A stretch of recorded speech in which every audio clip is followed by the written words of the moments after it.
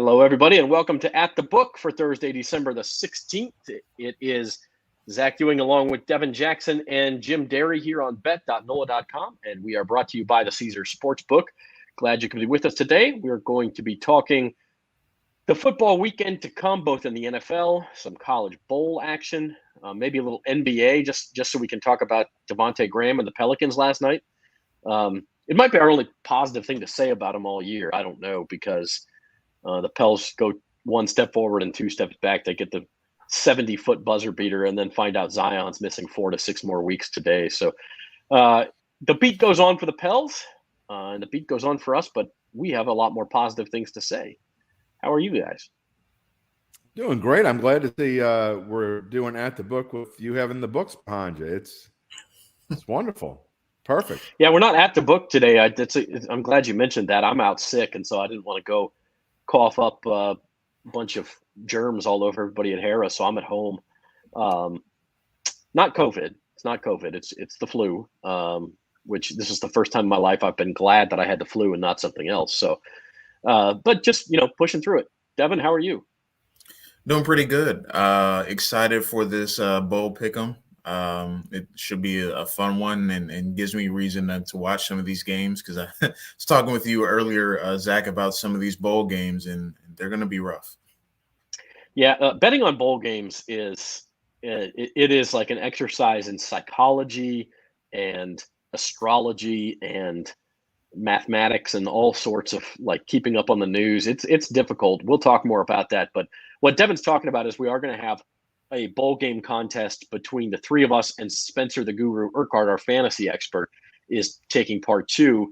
And basically we have kind of like big bucks. We've taken $1,000 and $1,000 pretend dollars and chunked it down to where we want on each of the 43 bowl games. We don't have to put anything on a game. We can put all of it on one game. We can do whatever we want. And then at the end of the bowl games, LSU playing the last one, the Texas Bowl against K-State, whatever we have left at that point, we'll play like a Final Jeopardy type round, right, Jim, with the national championship. That's right. That's how we're going to do it. And I expect to have at least $32 by then. So it'll probably all go on the national championship game. And, hey, I'll be happy. $64. But the problem is when Devin has doubled up both of our totals by then, he'll just put $0 and there'll be no drama. Right. He's the Ken Jennings of our world. So, it is what it is. But I think it'll be something fun. And then not only that, will we have the pick 'em, but we'll run each day's bowl games over again on the day that whatever those games are run. So, some days we might have 3 or 4 picks out, but we're going to run them all tomorrow morning. Every single bowl game will be out tomorrow, all 196 of them. And then, again, each day as we go along, we'll run them back again. So people will be able to follow our picks and how well Devin is doing and how poor I'm doing and how mediocre you're doing, Zach. If it goes anything like Big Bucks, there is just no drama left in Big Bucks at all. So I'm glad to have another comp. Devin's got $1,000 on me and I've got $1,000 on you. And there's just no drama left at all. I guess we could start the max bet's $200, so you can't even do that. But I guess we'll see what happens. We don't have all of the bowl picks quite ready for you today, but we will talk about some of this weekend's picks when we get to Big Bucks. The bowl game start at 11 a.m. tomorrow. I get irrationally excited for bowl season because there's something on at like random times during the week. So if you're at home at 11:30 on a Tuesday, you're like, oh, what's on? Oh, hey, look, it's Western Michigan and Georgia State. Fantastic. I've always wanted to see these two teams play each other, and you convince yourself that it's this great game. And but listen, if you've got money on it, you're going to watch it like it's the Super Bowl, right? I'm trying to figure out what would be better, to watch the Bahamas Bowl or the Rachel Ray Show. They're both bad. You don't have to ask yourself that. Come on, man. They're both bad. I understand it. It's no Bad Boy Mowers Bowl, but it's still football. You're right. I need a little Gasparilla in my life. That's why I irrationally love the Premier League too in soccer, because the games are on when I'm they're home about to doing go on nothing a else. hiatus. Now, and that's what's, by the way, we need to talk about that too, because that could be coming to the United States next. There are postponements left and right in European soccer, but they're starting to trickle into the U.S. too, which is how this virus has worked the whole time. It goes to Europe first and then comes here, and we've seen some postponements in the NBA, and the NHL. Haven't seen any in the NFL yet, but we are could be coming. Yeah, I will say this, Zach. Doing my picks this week. I told you how much I liked my picks this week, and this is truly is not meant to brag. I had a great week last week. Went 10-4 against the spread in my picks column. This week, even without COVID, I thought this was one of the toughest weeks to pick because the favorites are getting expanded. The lines makers are adding points to the favorites because the favorites did so well last week.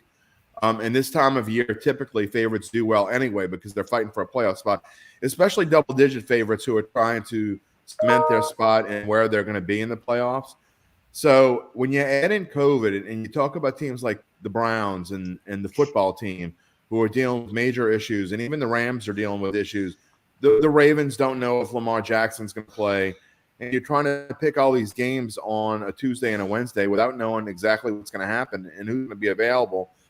And even if they're going to play that game when they're supposed to play them, it's really tough. And so I would offer better beware going into this weekend.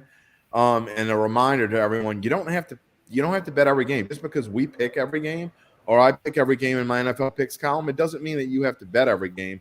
Just pick a couple that you really like. And I was a little bit different with my big bucks picks this week because of that. Yeah, no, that's good advice. I think it can get difficult. I actually like this week. I told y'all last week I did not like my picks. I didn't like the slate. I didn't do well. I like it a little bit better this week. So we'll talk about that. But speaking of picks, let's play Cashing In with Carville. Jim Derry cleaned up on Cashing In with Carville last week, by the way, 8-0. Real good picks. And then also, where you needed breaks, you got them with the Browns late touchdown, got you over 2.5. I'm sorry, the Ravens late touchdown against the Browns. The Bears couldn't punch it in at the end for the back door. I mean, it's just one of those weeks where you picked good and everything worked out for you. So it's worked out for me throughout the years. Whenever Duncan starts talking smack, it just fires me up. It happens in fantasy baseball, whether it be fantasy baseball picks or whatever. Whenever he starts talking smack, you can pretty much bet that I'm going to pass him up in whatever it is. I have throughout the past few years, and he gave me the impetus. I'm like, you know what? You want to talk smack? We're going to have to go 8-0 this week. But now here you are talking smack, and there's still 4 weeks left. So you only got a 2-game lead. When I talk smack. Yeah, but once I take the lead on him, gone. Okay. All right. Well, with that said, let's play Cashing In with Carville. You can play NOLA.com/cashing-in, monthly and season-long prizes. If you've played so far and forgot a couple of weeks, that's okay. You get to toss out your last 2 weeks, your bottom 2 weeks. So if you have a couple of zeros, that's no problem. And if you beat James Carville for a month, you get entered into a drawing for those monthly prizes as well. So go ahead, go to NOLA.com/cashing-in to play. And here is this week's Cashing In with Carville.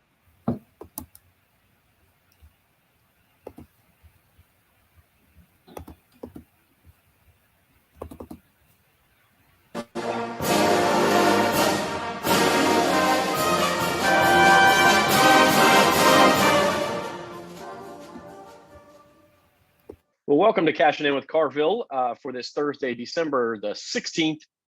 A little bit before Christmas, a couple weeks to go before we really get into the college bowl season, but it does start this week, actually, with a couple of games in Louisiana, which we'll pick. We'll also pick some NFL games. I'm Zach Ewing along with James Carville. James, how are you this fine Thursday? Well, the weather could not be better. I'm in Bay St. Louis today. The weather couldn't be any better. Looks like Brian Kelly's off to a good start at LSU. Got building up a head of steam going forward. And, the Saints 1-1. What about that freaking Pelicans game last night? Oh, unbelievable. I fell asleep. And then I opened my, of course, 3 people sent me a video of the shot. They said it was the longest buzzer beater in the NBA in 25 years. So it was something. Yeah. And maybe it'll get them going. Who knows? Maybe. Every time you're ready to give up on them, they jerk you back in. It's like the old line from Dumb and Dumber. Just when I thought you couldn't possibly get any worse. Yeah. All right, let's get to the picks this week. A couple of college football games here in the great state of Louisiana, starting Saturday afternoon with the Independence Bowl. Now, it's BYU, a top 20 team that went 10-2 but only rewarded with I say only, no disrespect to the Independence Bowl, but instead of getting one of the real big time bowls, they're playing one of the first ones. They're playing UAB. They're 7-point favorites, but you have to question the motivation a little, don't you? Yeah, I do a lot. And there's a lot of times when you have a good team that gets stuck in a game they don't want to play. And it's usually a bad omen. So I'm going to actually go with UAB here. Although I think Brigham and Young is probably a much better team. They can't be excited about playing in Shreveport in December the 18th or whatever it is. I agree with you on that one. Blazers +7. And then that night down in New Orleans at the Dome, the New Orleans Bowl, which the UL Raging Cajuns, no stranger to this bowl. They've been there several times before. Now, they lost their coach, Billy Napier. He coached the Sun Belt Championship game. Now he's off to Florida, where he, like Brian Kelly, had a good day closing on his recruiting class yesterday. But the Raging Cajuns now face Marshall. They're 5-point favorites at the Dome in prime time. I like the Cajuns. First of all, it's almost like a home game for them. I mean, it's a bet for Jay Cicero and those guys that run the sports foundation that run the New Orleans Bowl. They love UL being in this game, and it's good for the city because a lot of Lafayette people will come in, and they're going to be excited to play this game. All right. Let's move on. We'll talk plenty more about bowl games in the weeks to come because they start to come thick and heavy, as they say in England. We'll get to the NFL though real quick. The Saints get off the schneid, maybe too little, too late. Was running some numbers. Looks like they're going to have to at least go 3-1 in their last 4 games. But I think from talking to you throughout the season, if there's anybody who could pull that off, it's Sean Payton. Yeah, I think we take Coach Payton for granted. The Saints since he's been here, it's been here for a while, probably second or third best win-loss record in the NFL. And you can book one thing. He's thinking overtime about how to win 3 of these last 4. I promise you. It starts Sunday night with the Bucs, the toughest test of the 4. So we'll see what happens there. Of course, James doesn't pick the Saints games. He's automatically picking the Saints. The other 6 NFL games. The first one is Saturday night, and it's a good one in the AFC. Patriots at the Colts, and it's actually the Patriots catching 2.5 here on the road. I'll take the road favorite here. Belichick is just, you just got to, sometimes you got to stand back, tip your hat, and say, wow. He has them rolling. Do you think, and we can get to this later too, but do you think we could possibly see a Belichick versus Brady Super Bowl? It's not, I mean, yeah, it's possible. Damn right it's possible. I mean, no one would look at it right now and say that, I would say it's certainly a possibility. I'll let some quant tell me what percent it is, but no one would be shocked if that's where you ended up. We'll take the Patriots in that one. Moving on to Sunday, a big game for the last NFC playoff spot, and thus a big game for the Saints. Washington football team, all sorts of COVID problems. Last I saw, they have 9 starters on the COVID-19 list. They're in Philadelphia. Philadelphia favored by 6. You got to like the Eagles. I mean, you can't have that much go through a locker room. You're on the road. You're not a terrible football team, but yeah, I would hardly call either one of these teams. But I think there's more going on in Washington right now. Yeah, and probably the Saints are rooting for Washington because they beat them head to head and have that spot. But as we said, the virus really taking its toll on the football team. Moving on to the other side of Pennsylvania in Pittsburgh, where the Steelers 1.5-point home dogs against the Tennessee Titans. I wrestle with this one. The Steelers are not like the Steelers are old, but I kind of like them at home. All right, Steelers at home. Another big AFC playoff battle, Bengals in Denver, and it's the Broncos favored by 2.5. And I'll pick against them, and I'm going to pick the Bengals. Picking the Bengals, all right. And finally, another team kind of ravaged by injuries more than COVID, the Ravens. Lamar Jackson looks like he'll be able to play, may be hobbled. They're at home. They've been struggling anyway, and it's the Packers -4.5 in Baltimore. I like the Packers. This is Baltimore's got a lot of team issues, and COVID and everything else. And the Packers seem to be kind of they're pretty good. I mean, they're one of the better teams in the league. All right. So we had a nice comeback last week, and we're looking to go into the holidays here on a hot streak. We need it. We need a hot streak, man. We need a hot streak. I'll see you next week. All right. Thank you. Good games to pick. You bet, Dave. James Carville, and we'll see him next week.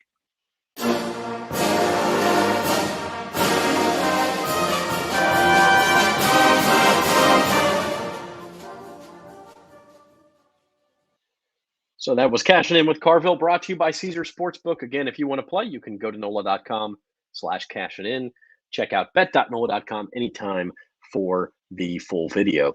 And again, I'd like to remind y'all, you can download the Caesar Sportsbook app yourself and peruse the lines. Get ready for next month's launch. NOLA.com/Caesars will get you signed up with the promo code, a $100 free bet bonus. Going to be a lot of fun when it's here. What's not a lot of fun is the COVID-19 raging again through the NFL. We were just, during that Carville segment, looking at more. The Washington football team is now down to 18 players to COVID, and the Cleveland Browns might even have it worse. They play Saturday against the Raiders, and they're down 20 players. And just during we knew they were already down Baker Mayfield. So, they've got a good backup. Case Keenum will start. Well, now Case Keenum's on the COVID list. So I haven't heard anything that they're going to postpone this game. I mean, the NFL just seems hell-bent on pressing ahead, next man up. But it's getting pretty hairy out there. It's tough to postpone a game that you have on a Saturday. I mean, it's one of those special games. So it's, if it was Sunday at noon, it would probably be easier to move it. But I don't know if they're gonna. And they kind of warned before the season that, if you get COVID, if you have COVID issues, that's your own problem, which I think is ridiculous. But because a lot of these players that are getting COVID were vaccinated. So, I mean, it's not their fault that they're getting COVID. Unless you put them in, I'll put them all in a bubble. What else are they going to do? But that being said, I mean, what kind of game are you going to have if you have 20 players on the COVID list? If you're the Browns, I mean, how fair is that? And you got to take into account, lines have been changing back and forth. If you saw this COVID stuff coming and you grabbed the Raiders at +3 or +4 earlier in the week, and now, I mean, this morning it was +1. The Browns were +1. You got to think it's going to go to like +5 or +6 now. So that to me, that has to play into these things now. The NFL wants to partner with these gambling outfits because it used to be taboo, and now they're partnering with them, and now it's kind of wrecking havoc on that. It probably will go off the board at some point if they decide to play this. It's off the board now. I just checked. Okay. Yeah, it's. I mean, but still, there are already tickets in on it, plenty of tickets, and a lot of people were taking the Raiders. So I don't know what you do here. This is a weird one, and I think again in a normal situation you move back to Tuesday. But I don't know how you do that with a game on Saturday. I mean, I think if you've got to do it, you do it. But the question is 3 more days enough? You could keep having more positive tests. I don't know what or the Raiders could have an outbreak, and then you have the problem on the other side. So I don't know if there's an easy solution if you want to finish the season on time. You've just got to kind of soldier through, and I guess the good or news you cancel it. Yeah, the good news. I mean, you got 2 teams fighting for playoff spots, so that's not fair to somebody, but. The good news is there's plenty of football players hanging around on practice squads and sort of on taxi squads. I mean, it's not like you're hiring semi-pro guys necessarily, although we may get to that. I don't know. The NFL did change the testing mandate today to where if you're a vaccinated player and you're asymptomatic, you only need 1 negative test to get back instead of 2. So maybe that helps a little. But it's a mess right now, and it starts. Tonight's game is not unaffected either. It's a good Thursday night football game, and it's a huge game for the AFC West. The Chiefs can basically clinch the AFC West tonight. The 3-point favorites in LA against the Chargers. They have a game lead on the Chargers, but if they win, obviously that becomes a 2-game lead with only 3 to play. And I believe at that point the tiebreaker would switch to the Chiefs because of division record. So this is a big game. If the Chargers win, the two teams are tied up, and the Chargers have the tiebreaker from sweeping the season series. So the Chiefs are down 3 defensive starters, including Chris Jones to COVID, and the Chargers are down their left tackle to COVID. Austin Eckler has an ankle sprain. He's supposed to play, but he may be limited. Again, it's hard to know what to make of it, Devin. Yeah, it's definitely going to affect a lot of teams that are vying for playoff spots over the next couple of weeks, and you just got to hope it's not going to ravage your team in terms of some of your top players. And we're seeing it affected tonight. It's going to be Saturday night as well, Saturday afternoon, and Sunday as well. So it's going to be all over the place, and it doesn't seem like it's getting any better. It seems like every day there is like 10 or 15 more people going on the COVID list. So in this game, I mean, Chargers down your top left tackle. It could get ugly for the Chargers tonight. Chiefs have won 6 straight, I believe, and are on fire. And I don't know if they can be beat at this point. Yeah, I mean, the Chiefs are certainly on a roll. Jim, I know you're on the Chargers tonight pretty big, though. I am, and this is a square versus sharps game here. I mean, anyone who just randomly looks at lines says, "Oh, the Chiefs only favored by 3," but the line hasn't moved much. In fact, it hasn't moved at all. It started at 3, it's still at 3, and it's because the money is on the Chargers, and there's a reason for that. There's a reason why they beat them the first time, and I get that the Chiefs are on a roll right now, and I've actually been on the Chiefs the past few weeks against lesser opponents such as Vegas and Denver and such like that, but I can't be on them here. I really think the Chargers are, I mean, dare I say it, a better football team. I think they're a better overall football team. And the Chiefs, without some of their key defensive players, what has been their strength the past few weeks during this run? It hasn't been their offense. It's been their defense. They have limited teams to, I think, 16 points or less the past 4 weeks, and impressively. So if they can't do it with their defense and they can't get a rush on Justin Herbert, and Keenan Allen's back, well, you talked about Austin Eckler being a little banged up, but they're pretty decent in the run game anyway. And so we'll see. But yeah, I'm still on the Chargers. I like this game a lot tonight. In fact, of the 16 game slate, there's probably only 6 or 7 I have a lot of confidence in because of all the COVID issues and injury things, and this is one of them. I really do like the Chargers tonight.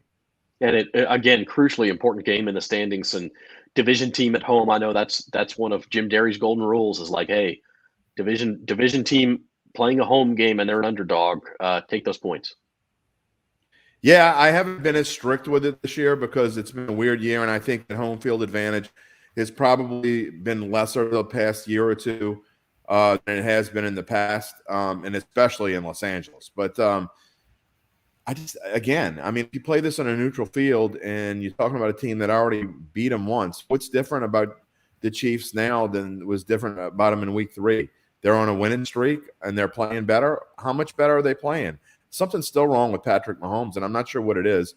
And I'm glad to see Clyde Edwards-Helaire back and running the ball well, and they are running the ball well, better as a team, and definitely playing better defense. But I'm not sold that when they play really solid passing teams like this one, that they're going to be able to stop them. I think there's going to be a lot of points scored tonight as well. Yeah, I mean, I think the answer to that question, what's playing better, it's the offensive line and defensive line. And it sounds obvious, but that's the obvious answer in football.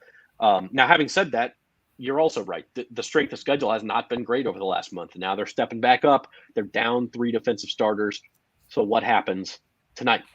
You are watching At the Book on bet.NOLA.com, brought to you by Caesar Sportsbook. We're not at the book for this one, but we will be back at Harrah's New Orleans next week.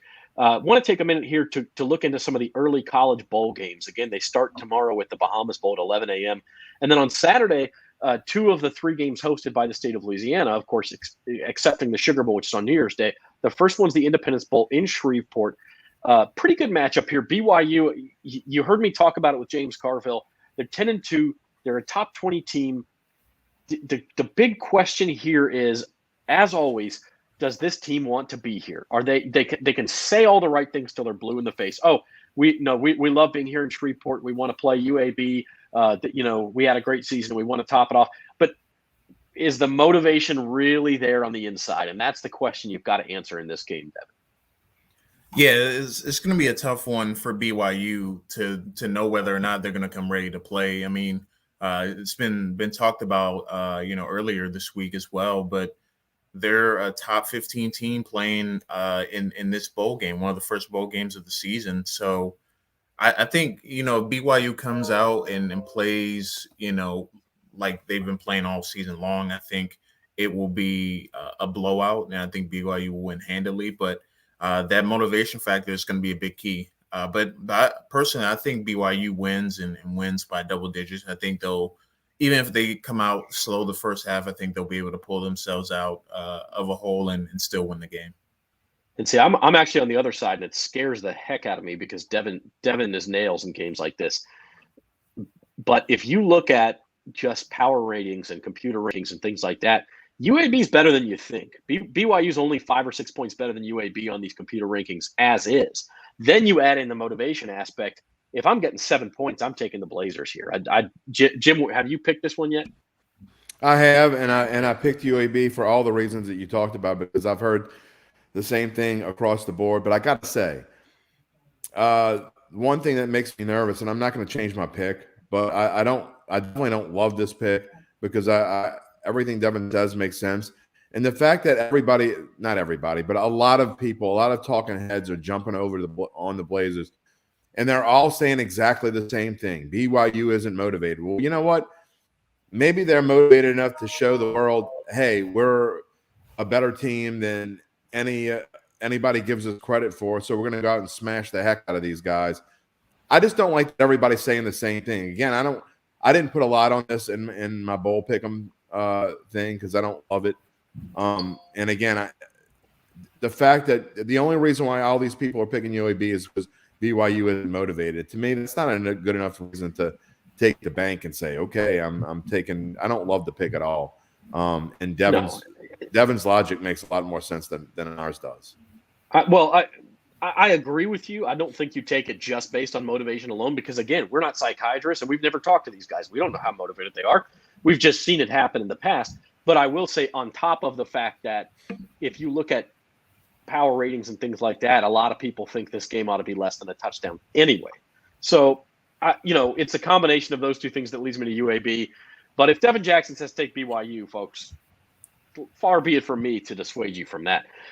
Later on Saturday night in the New Orleans Bowl, 8:15 p.m., great for newspaper deadlines, by the way, the UL Ragin' Cajuns, -5 against Marshall. And a little bit of a similar discussion here, because if this game's played like week 7, the line's probably 8 or 8.5, depending on where it is, on a neutral field.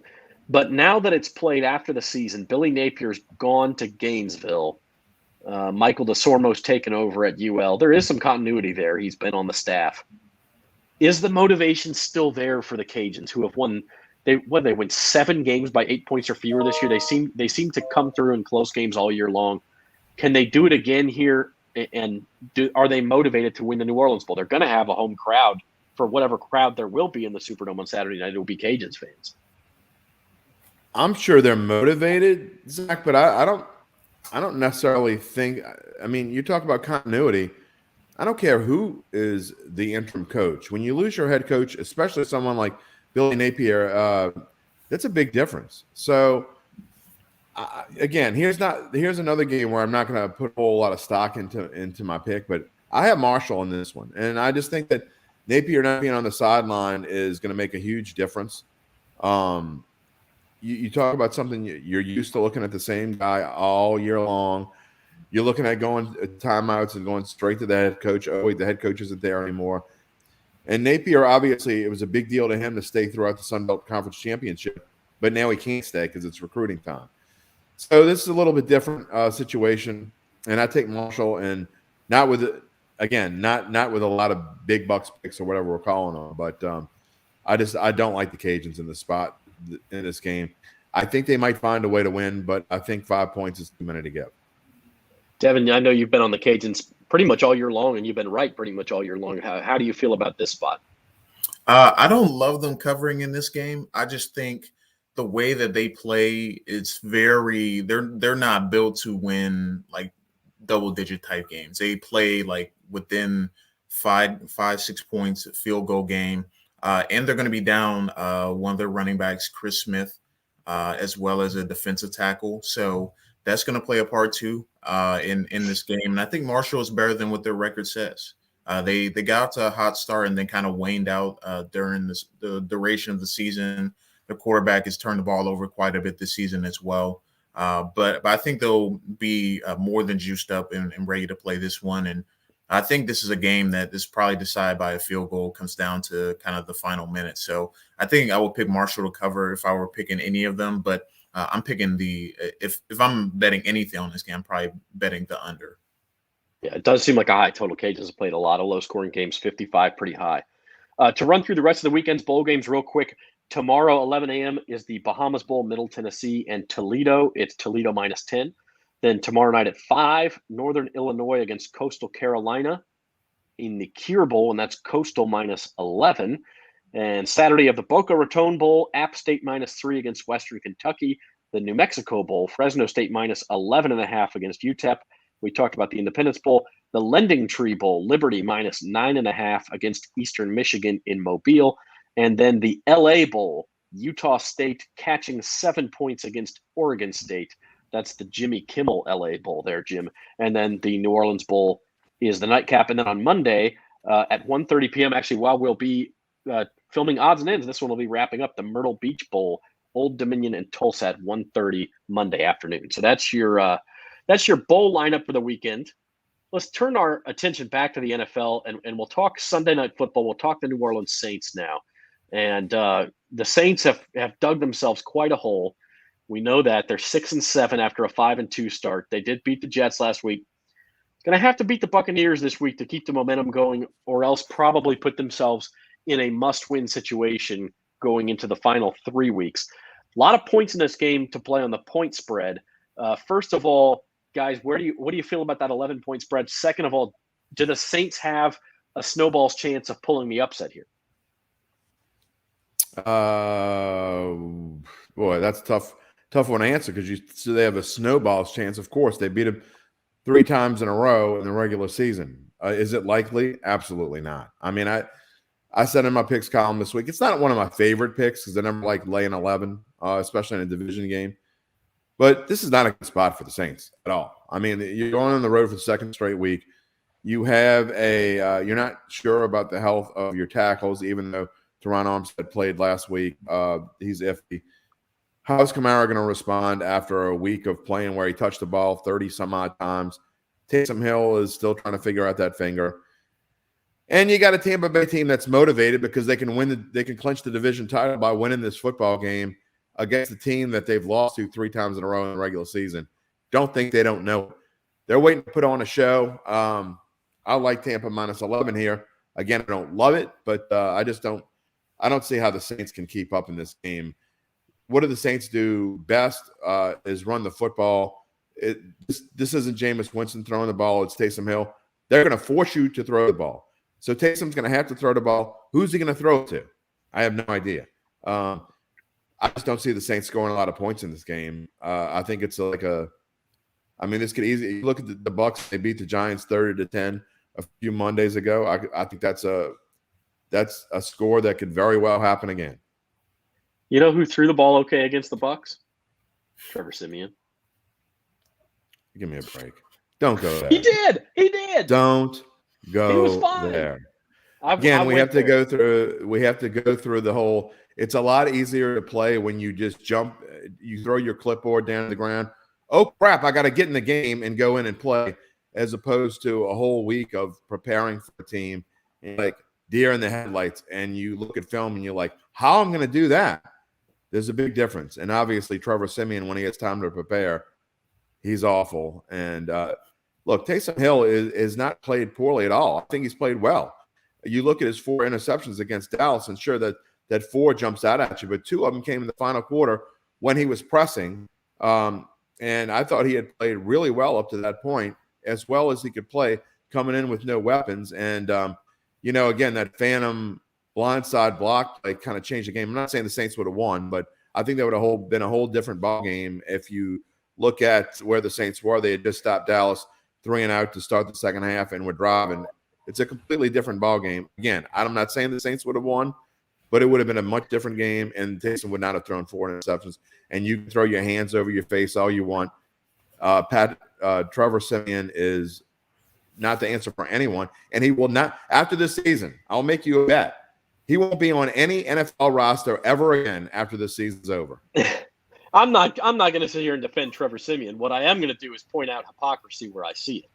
And what I see is when the Titans get a call that literally gives them 7 points in the game that was decided by 2, literally gave them 7 points, okay?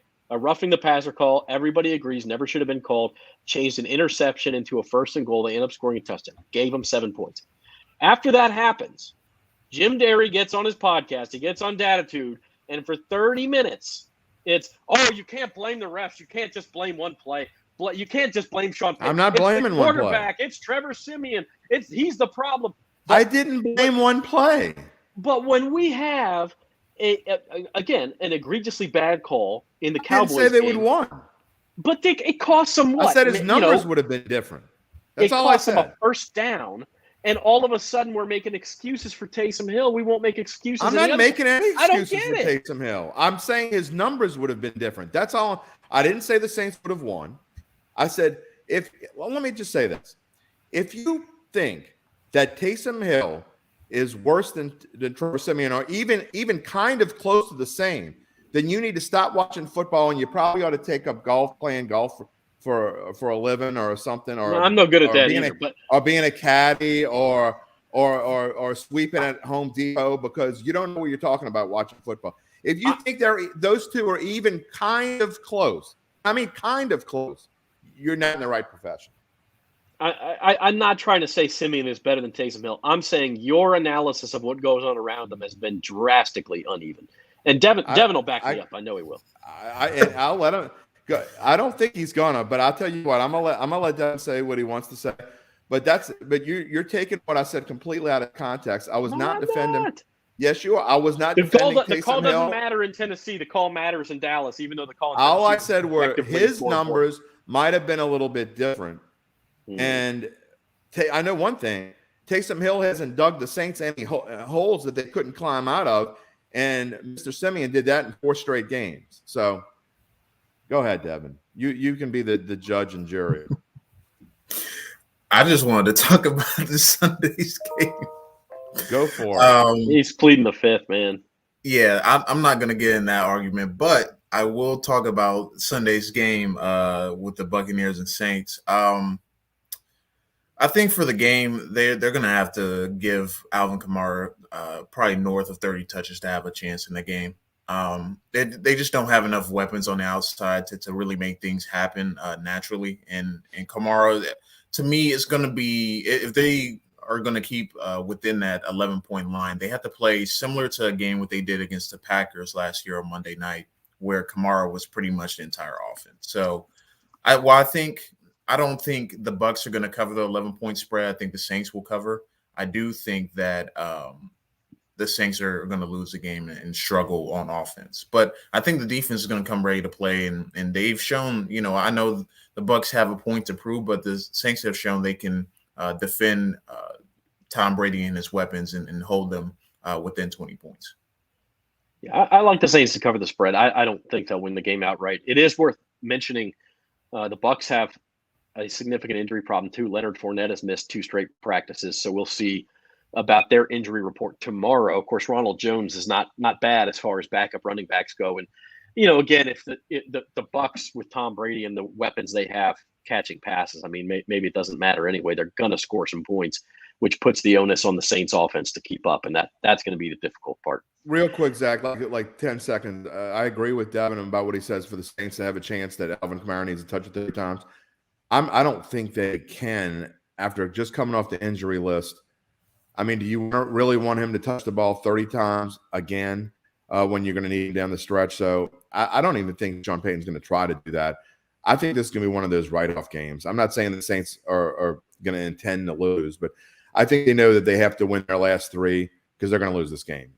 You have to win your last 3. So you need to stay as close to healthy as possible. And if you write this one off to do that, so be it. This is where I ask you if you know what 10 seconds is. Because No, that was like 35. Yeah.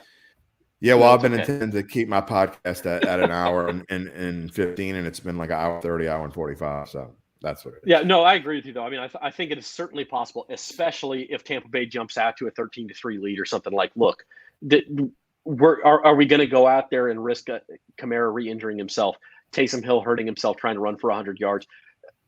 When we know that we've got to come back. The good thing is for the Saints, they got an extra day. They play Monday night the following week. But still, you don't want to beat your head against a wall trying to beat a team, especially if you fall behind early. So we'll see what happens. Bigger picture, NFC odds to make the playoffs. This is as of this morning at Caesar Sportsbook.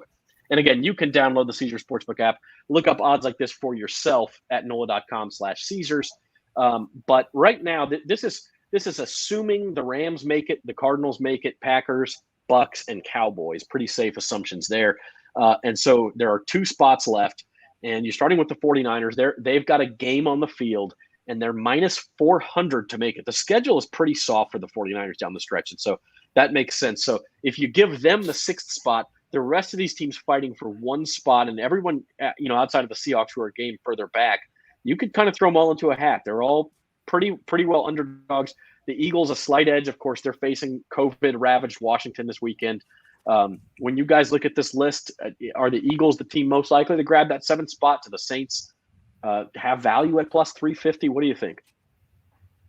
I think you're assuming the 49ers are going to get in the playoffs. I mean, I have one of the big upsets of the past few weeks this week. I think Atlanta's going to beat San Francisco.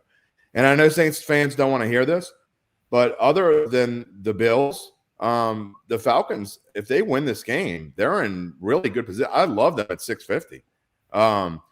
I don't think they're 1-1 or 2-1, or 1-2 at 650. I love them. If they can win this week and get to 7-7, they got the Lions, Bills, and Saints. And if that last game comes down to Saints not caring, it's going to be real interesting to see where that goes. But to me, that is the best bargain on the board is the Falcons. I think you're crazy for thinking the Falcons can go to San Francisco and win. Who's the best team the Falcons have beat all year? The Saints, I guess. The 49ers are better than the Saints. Yeah, but the 49ers, I mean, who have they beat? They can't win at home. Won in Cincinnati last week. The 49ers have been terrible at home. The Falcons have been great on the road. Devin, what says you? I'm going to go with the Vikings. I think they're the best value on the board. I know they kind of have a tough schedule down the stretch, but when I look at these other teams, I mean, Washington, do we even know when they're going to get all their guys back, with COVID and whatnot? And they have a tough schedule down the stretch. Philly, maybe. I mean, we know that the Sharps love Philly and kind of the analytics they do. But the Vikings, to me, I feel like they have the best. I would say out of these teams listed, they probably have the best talent, especially offensively.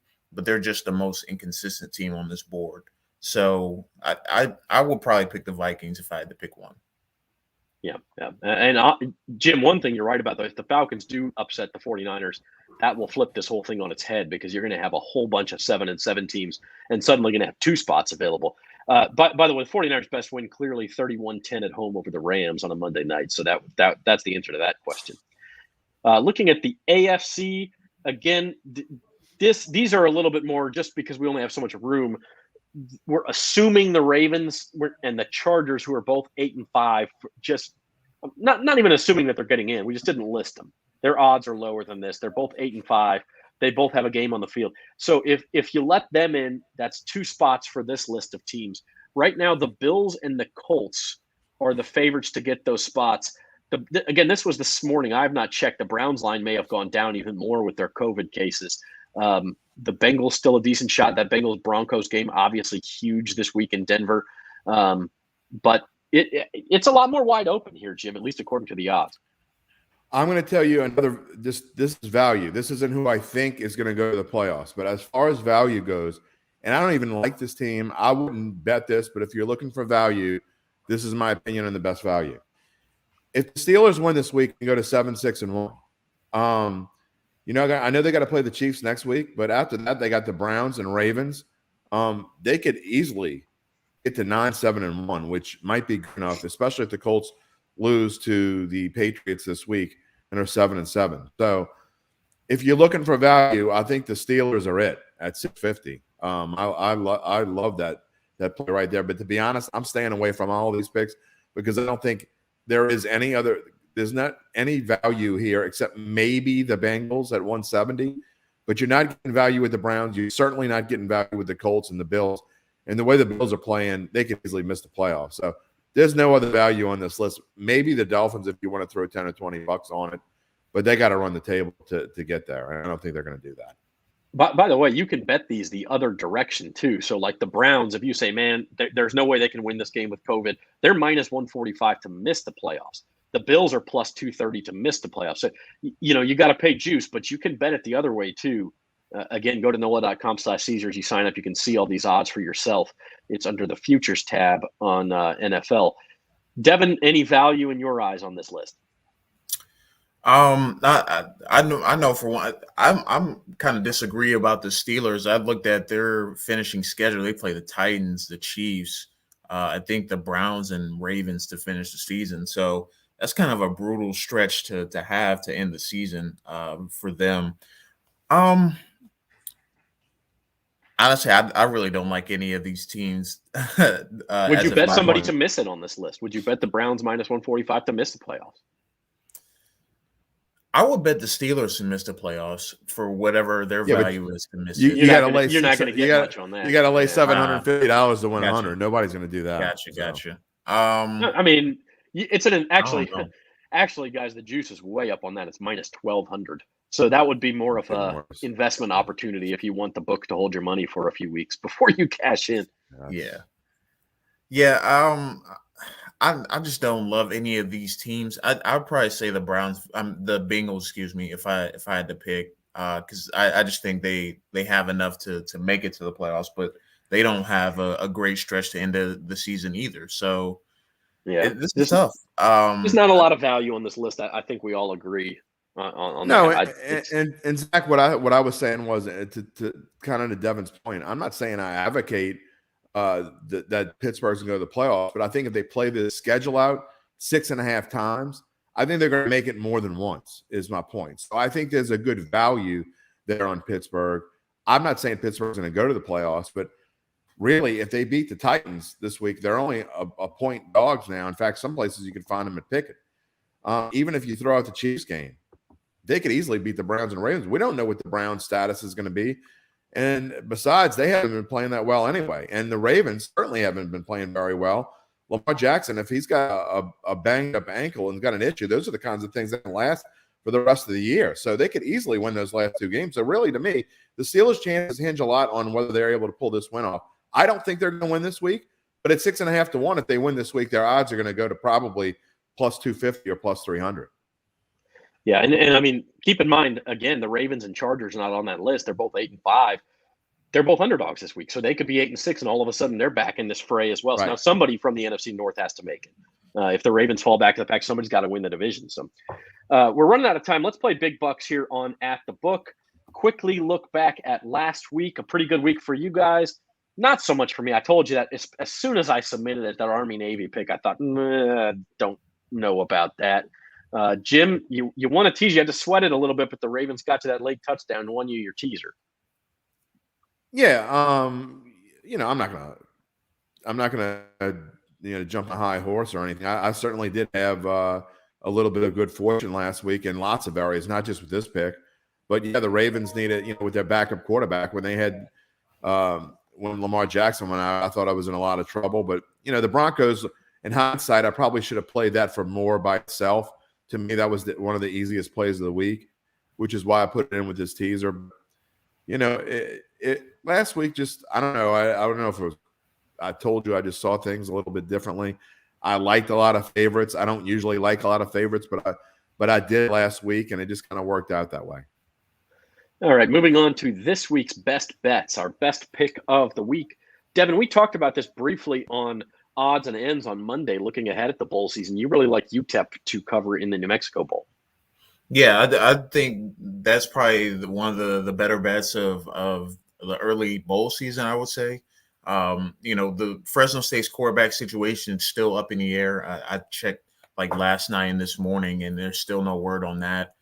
Plus, it's only like less than a 4-hour drive from El Paso to Albuquerque. So I expect a lot of UTEP fans to show up and cheer on their team. And I just think they're going to play a really, really good football game.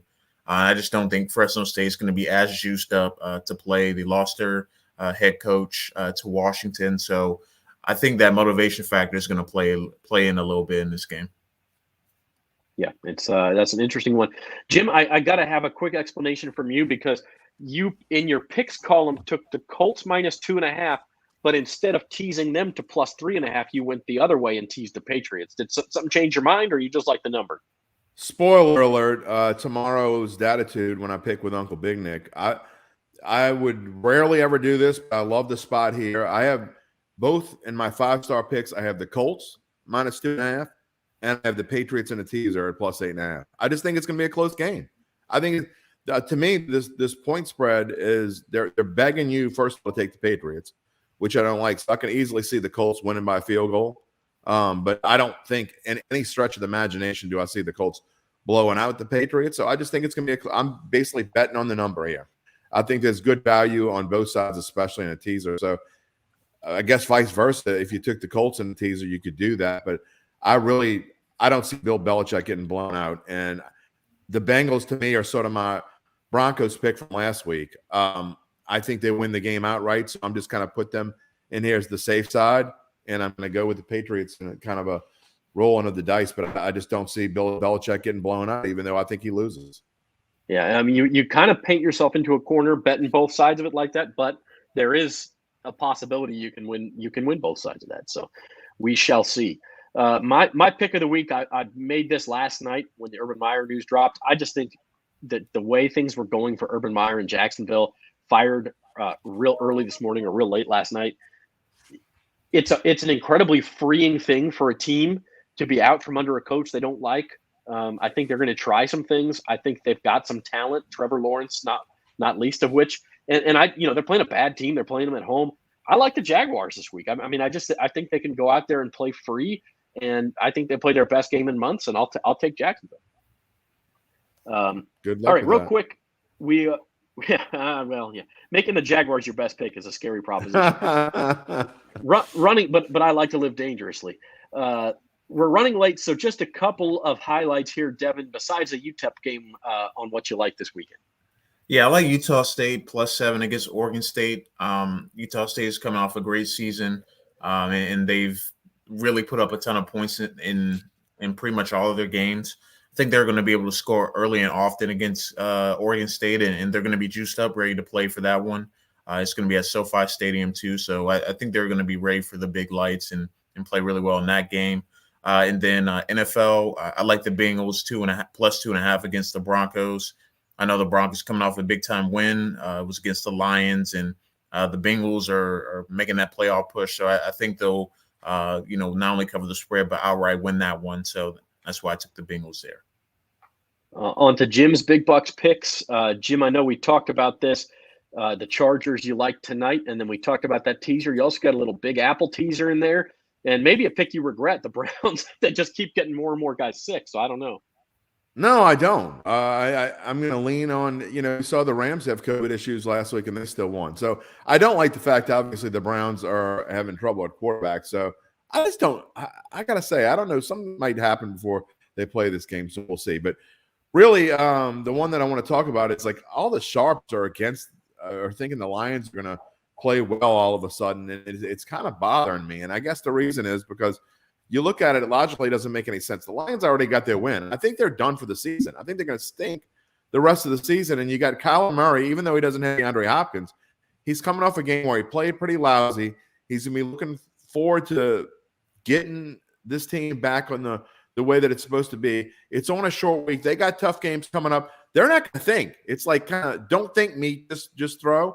I think that's what it's going to be with Kyler Murray. I think he's going to go out there and have a great game. And I think the Cardinals are going to win this game easy. So I really like that one. And then really quickly, the other one we talked about Falcons-Niners. actually kind of like the Falcons money line here. It's up to 9.5 now, which means everybody's betting on the Niners. That's okay. The Falcons have been very, I've given their O-line grief, and they've actually played very well as of late since they had those two stinkers. So I like the Falcons. The 49ers secondary is in a little bit of injury trouble, and I think this could be a shootout, and I really like Atlanta. All right, my big Bucks picks. By the way, some breaking news here. The Pro Football Talk reports NFLPA currently pushing aggressively for a postponement of the Raiders-Browns game on Saturday. Some in the union believe the entire season should be shut down for a week. So stay tuned, folks, because I don't think that will happen. I don't think they're going to shut down for an entire week. I could see Raiders-Browns them trying to play on like a Tuesday or Wednesday. I know, Jim, you said it's a Saturday game, but I mean, at some point you just say, we're going to lose that TV slot and we'll get one on Tuesday prime time and everybody will watch then. So the logistics of doing that are just insanely bad. You'd have to play tonight's game, obviously, and then you'd have to move week 15 to week 19, and then you have to lose the extra week between the Super Bowl. That's not going to happen. Listen, if the entire week's not going to happen. If the Raiders-Browns game gets postponed, I think it will happen tonight, because the Raiders can be traveling tomorrow. So sure. I think it'll happen tonight or first thing tomorrow. My big Bucks picks, I stayed far away from anything with a lot of COVID issues, or at least I tried to. Again, we don't know where they'll pop up next. But I really like Coastal Carolina in the Cure Bowl tomorrow night. Devin, I believe you went the other direction from me on this one. But I just think the talent level on these teams is dramatically different. And again, you're trying to judge bowl game motivation. And maybe you know more about Northern Illinois than I do. I saw them stumble through the season a little bit, and Coastal legitimately like a top 30 team. I think they win a blowout here. Yeah, I went the other way because of the motivation factor. Coastal was vying to be one of those group of 5 teams that got into a New Year's Six bowl game this year. They lose to I believe lost to App State and then lost to Georgia State. So I just worry about how much are they going to care about this game, because it's not what they wanted. They're playing one of the first bowl games, and they're expecting to be a team that plays towards the end. So that's why I went Northern Illinois on that one. I did agree with you on UTEP against Fresno State. And then in the NFL, I'm taking the Colts against the Patriots. I just think the Patriots are one of those teams that and again, all credit to Belichick, all credit to Mac Jones, that they've been playing fantastic. It just feels like they've been playing above their level for a little too long. They're playing a good team. It's just time to come crashing down to earth for 1 week. I'll take the Colts. Talked about the Jaguars. I'm swallowing hard and taking the Steelers. I think they can pass the ball on the Titans. And then the Saints, I'll throw a little bit on the Saints. They have not been that big of an underdog, by the way, since 2006, New Year's Day of 2006. The last game before Sean Payton arrived. So this is the first time, if the line stays at 11, the first time they'll be 11-point underdogs in the Sean Payton era. He excels as an underdog. He finds a way to compete. I'm not putting a lot on it because I hear what you're saying, Jim, that it could be a situation, especially if they're down 13-3 early, like, hey, let's just get out of here without getting hurt and play for the last 3 games. So we'll see, but I do like the Saints with that many points. So, guys, final thoughts real quick, Devin? Excited for the bowl season to get started. It's going to be just a lot of random football games on throughout the week, and it'll help us get to the national championship game and then NFL playoffs. By the way, bowl games, look out for COVID too, because they will not hesitate to cancel those things. They're exhibitions, so they'll cancel them at the drop of a hat if they have COVID problems. Jim? I agree, but I tell you what, I've always said, you win fantasy baseball, your fantasy baseball league, you are the best owner. You've made the best moves. You deserve to win. The best owner doesn't always win in fantasy football, and this year is going to certainly prove that, because most teams are. I was lucky enough to have a bye. Not that it's going to be any better next week, because I think it's going to be just as bad in week 16 as it is in week 15. So, I'm really happy that I had a bye and I'm making it into the semifinals. But there are a lot of teams playing playoff games in fantasy football this week, and I don't envy you, because if you have any of these players that are on the list, or you never know if something's going to pop up on Saturday night and somebody gets tested positive, it's going to be a nightmare the rest of the season. And that's why, another reason why I don't think you're going to see a week of postponement. I don't think it would help anything. It's going to be just as bad next week as it is this week, if not worse. Yeah, it certainly could be the case. So we're all battling COVID, hoping for the best. Hope everybody stays healthy and safe. Invite you to go to NOLA.com/Caesars, download that app, get your bonus, and have a good weekend, everybody. And we'll see you next week for some holiday editions, odds and ends. Real quick, Zach, you 4 didn't even o'clock on promote. Monday. You didn't even promote that you're on Datitude tomorrow. I am on Datitude tomorrow. So tune in to Datitude tomorrow and the one yesterday. Lots of good New Orleans area sports talk from Jim, for Jim and Devin Jackson. I'm Zach Ewing, and we'll see you on Monday, everybody.